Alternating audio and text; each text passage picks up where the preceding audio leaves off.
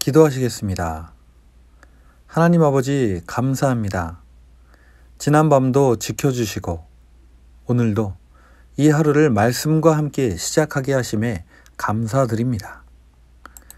오늘도 허락하신 말씀을 읽고 나눌 때에 이 자리에 함께하여 주셔서 말씀이 이해되고 깨달아지게 하여 주시옵소서. 오늘도 말씀 붙잡고 승리하는 하루 되게 하여 주시옵소서. 예수님의 이름으로 기도합니다. 아멘.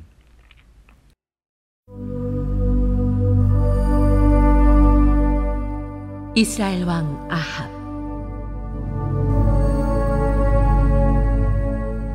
유다의 아사왕 제38년에 오므리의 아들 아합이 이스라엘의 왕이 되어서 사마리아에서 이스라엘을 22해 동안 다스렸다. 오므리의 아들 아합은 그 전에 있던 왕들보다 더 심하게 주님께서 보시기에 악한 일을 하였다. 그는 느밧의 아들 여로보암의 죄를 따라가는 정도가 아니라 오히려 더 앞질렀다. 그는 시돈 왕 엘바알의 딸인 이세벨을 아내로 삼았으며 더 나아가서 바알을 섬기고 예배하였다. 또 그는 사마리아에 세운 바알의 신전에다가 바알을 섬기는 제단을 세우고 아세라 목상도 만들어 세웠다. 그래서 그는 그 이전의 이스라엘 왕들보다 더 심하게 주 이스라엘의 하나님을 진노하시게 하였다. 아합 시대에 베델 사람 히엘이 여리고를 건축하였다. 주님께서 눈의 아들 여호수아를 시켜서 하신 주님의 말씀대로 그는 그 성의 기초를 놓으면서는 그의 맏아들 아비람을 잃었고 성문을 달면서는 그의 막내 아들 수굽을 잃었다.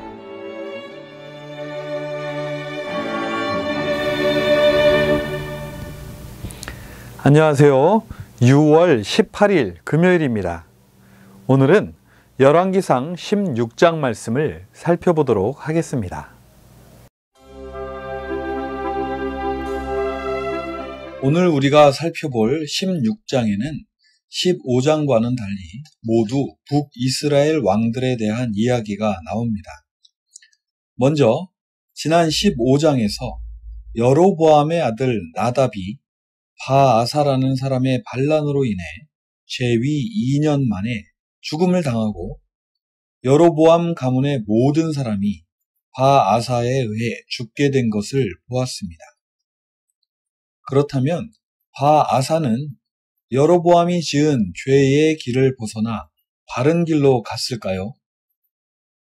그랬으면 좋겠지만 바아사는 그렇지 않았습니다.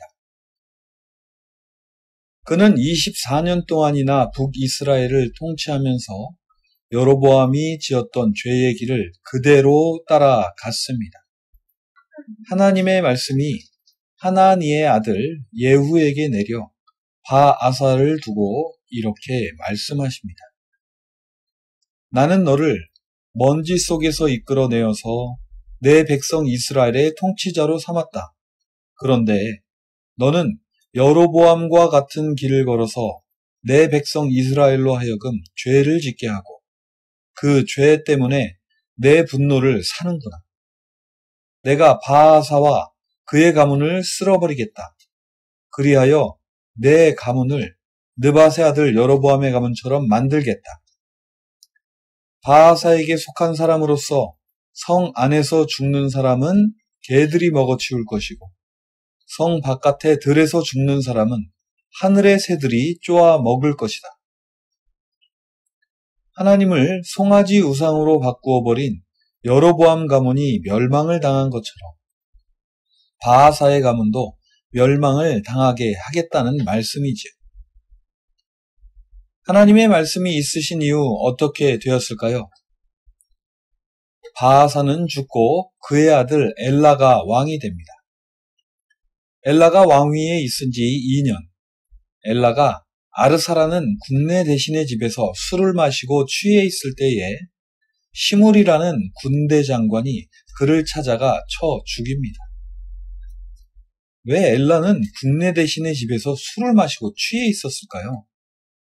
아마도 열왕기는 이 장면을 통해 엘라가 얼마나 한심한 왕이었는지를 살짝 보여주고 싶었던 것 같습니다. 그리고 엘라의 아버지 바하사 시대에는 꿈도 못 꾸었던 반정을 이룰 수 있었던 이유가 바로 엘라의 이런 모습 때문에 그렇지 않았나 싶습니다. 어쨌든 시므리는 엘라를 죽이고 왕 위에 올라 바하사 가문의 모든 사람을 한 사람도 남기지 않고 쳐 죽입니다. 열왕기는 이것이 바하사와 그의 아들 엘라의 죄 때문이라고 정리합니다. 그리고 그에 더해 자기들만 죄를 지은 것이 아니라 우상을 만들어서 이스라엘에게 죄를 짓게 하였으므로 이스라엘의 주 하나님의 분노를 사서 죽은 것이라고 말하고 있습니다. 그런데 여기서 끝이 아니었습니다. 시므리가 바하사의 가문을 진멸하고 왕위에 올랐던 바로 그때 블레셋과의 전쟁터에 있던 군인들은 시므리가 왕이 되었다는 소식을 듣고는 그날로 그 전쟁을 지휘하던 장군 오므리를 왕으로 세웁니다. 말하자면 북이스라엘을 대표하는 2명의 장군들이 각각 왕이 되었다는 것입니다. 변방에 있던 오므리는 궁으로 돌진합니다. 아마도 오므리가 더 힘이 센 장군이었던 것 같습니다. 시므리는 자신이 오므리에게 대적하지 못할 것임을 알고는 왕궁의 요새로 들어가 불을 지르고 그 불 속에 뛰어들어가 자신도 죽고 맙니다. 시므리가 왕이 된 지 7일 만이었습니다. 이스라엘의 궁에서 군인들 간의 왕위 쟁탈전이 벌어지자 북이스라엘의 다른 쪽에서는 디브니라는 사람을 또 왕으로 세웁니다. 그러나 오므리를 따르는 자들이 디브니를 살해하고 결국 오므리가 왕이 됩니다. 북이스라엘의 3대 왕 바아사가 죽고 그의 아들 엘라가 왕이 된 것이 유대왕 아사 26년이고 오므리가 왕이 된 것이 아사왕 31년이라고 하니 이 5년 사이에 2번의 쿠데타와 1번의 국가 분열이 있었던 것입니다. 그리고 군대 장관이었던 오므리가 무력으로 북이스라엘의 왕이 된 것입니다. 그런데 이런 혼란을 무력으로 장악하고 왕이 된 오므리는 과연 또 잘하였을까요? 아닙니다. 성경은 오므리를 이렇게 정리하고 있습니다. 오므리가 주님께서 보시기에 악한 일을 하였는데 그 일의 악한 정도는 그의 이전에 있던 왕들보다 더 심하였다. 그는 느밧의 아들 여로보암이 걸은 모든 길을 그대로 따랐다. 오므리는 이스라엘에게 죄를 짓게 하고 또 우상을 만들어서 이스라엘의 하나님께서 진노하시게 하였다. 오므리는 주님 보시기에 좋은 일을 하기 위해서 왕이 된 것이 아니었던 것 같습니다. 그리고 그는 이전의 왕들보다 더 악한 일을 했습니다.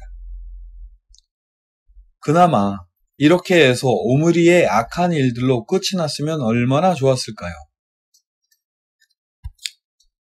안타깝게도 앞으로 열왕기 상하에 나오는 엘리야를 비롯하여 가장 많은 분량의 이야기의 배경이 되는 왕이 나오는데요. 그가 바로 이 오므리의 아들 아합입니다. 아합은 여러분도 이미 잘 알고 계시듯이 북이스라엘에서 가장 악한 왕이었습니다. 그는 과연 무엇을 했을까요? 31절부터 33절까지 이렇게 기록하고 있습니다. 그는 느밧의 아들 여로보암의 죄를 따라가는 정도가 아니라 오히려 더 앞질렀다. 그는 시돈 왕 엣바알의 딸인 이세벨을 아내로 삼았으며 더 나아가서 바알을 섬기고 예배하였다. 또 그는 사마리아에 세운 바알의 신전에다가 바알을 섬기는 제단을 세우고 아세라 목상도 만들어 세웠다. 그래서 그는 그 이전의 이스라엘 왕들보다 더 심하게 주 이스라엘의 하나님을 진노하시게 하였다. 그의 잘못은 한마디로 여로보암보다 더 죄를 지었다는 것이고 세부적으로는 2가지 이야기를 말하고 있습니다.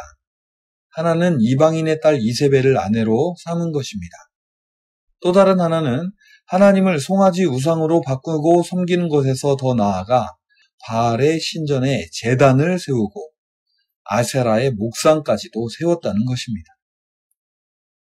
이제 북이스라엘은 하나님을 우상으로 만든 송아지를 섬기는 것에서 더 나아가 왕으로부터 공식적으로 이방의 우상인 바알과 아세라를 섬기는 나라가 되어버리고 만 것입니다. 오늘 우리는 하나님을 우상으로 바꿔버린 북이스라엘이 어떤 길을 걸어가게 되었는지를 살펴보았습니다. 북이스라엘에서 하나님은 여로보암의 정치적인 전략에 따라 송아지 우상으로 전락해버렸고, 하나님이 송아지가 되자 하나님이 주신 왕의 자리는 사람들의 자리가 되어버렸습니다. 사람들은 저마다 이 자리를 차지하려고 서로를 죽이게 됩니다. 그리고 결국 아합에 이르러서는 하나님의 우상 송아지마저 밀려나고 바알과 아세라가 그 자리를 차지하게 되고야 말았던 것입니다. 열왕기는 왕들의 타락의 끝을 보여주면서 이 일들로 인해 민간에 어떤 일이 시작되었는지를 보여주면서 16장을 마무리하고 있습니다. 34절에 이런 기록이 있습니다. 아합 시대에 베델 사람 히엘이 여리고를 건축하였다. 이것은 무슨 말인가요? 하나님을 잃어버린 왕들이 다스리는 북이스라엘에서는 이제 일반 사람들마저도 하나님의 말씀을 거역하여 자기 마음대로 여리고를 다시 세우게 되었다는 것입니다. 오늘 우리가 묵상한 16장은 여로보암의 죄로부터 시작한 한 나라의 혼란이 결국에는 하나님의 나라의 이방인 아내를 대놓고 맞아들이며 또한 대놓고 우상의 제단을 만들어 우상을 섬기는 지경에 이르는 것을 보았습니다.